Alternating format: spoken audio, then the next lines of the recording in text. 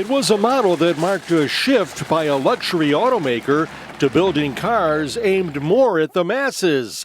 The 1937 Packard 115C, also known as the Packard Six. Harold Pantely of Torrington, Connecticut, has owned his since January 2022. Actually, it's quite by accident how I came by it. I was looking on Facebook. I had a 55 Packard that I sold, and this was like January 2022. So, I was kind of missing Packards because I always grew up with them.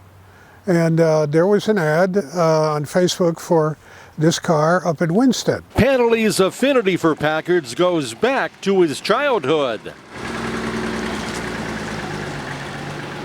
When I was a boy, 9, 10 years old, we lived on Watertown Avenue in Waterbury, right next door to the Packard dealership at the time.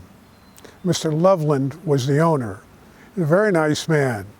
And of course, I was a kid and I would hang around the garage and the mechanics would say, "Hey kid, come here, let me show you this, here, hold this wrench, can you do this, do that?" And I'd sweep the floor and I got to know everybody. And of course, I became infatuated with Packard automobiles at a very early age. His father later bought a Packard. My dad bought a 1955 Packard back in 1960 when I was in high school. And I was interested in car mechanics then, so I started working on it. Packard began producing cars in 1899, and its products were aimed at the wealthy. Well, they were extremely well made for the time.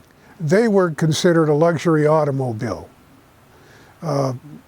Pretty much in line with the Cadillacs of the period. But for the 1937 model year, Packard decided to try and broaden its customer base with the 115C. This was more affordable, and being a six-cylinder, it didn't have the power, of course, of the eights and so on, but it was certainly more than what was required for the roads and the families of the time. Plus, it's big. You could fit 7, 8 people in it. Pantely enjoys his Packard, which features suicide doors and a sizable trunk. This one is pretty much all original, so it rattles and bangs a bit. It's got nylon tube tires on it, so you feel every bump in the road. And it's very different, of course, than driving a modern car. But I was surprised how easily it steers. It's not power steering, but it steers really very easily. I was very surprised when I first took it out on the road. The Packard did require some work. Well, yeah, I had to do quite a bit of work to it. A lot of the electrics and so on needed work, frayed wires, things like that. Some of the connections weren't correct, and some of the dash gauges weren't working.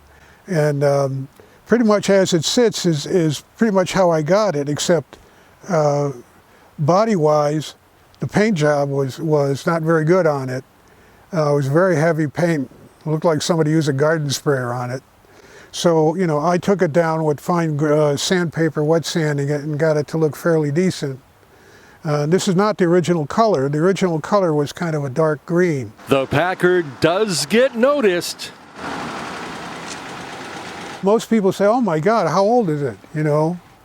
And I'll say it's 1937. And then they'll say, "Oh, are you the original owner?" That's Ride Connecticut. I'm Bud Wilkinson, and please subscribe to Ride Connecticut's YouTube channel.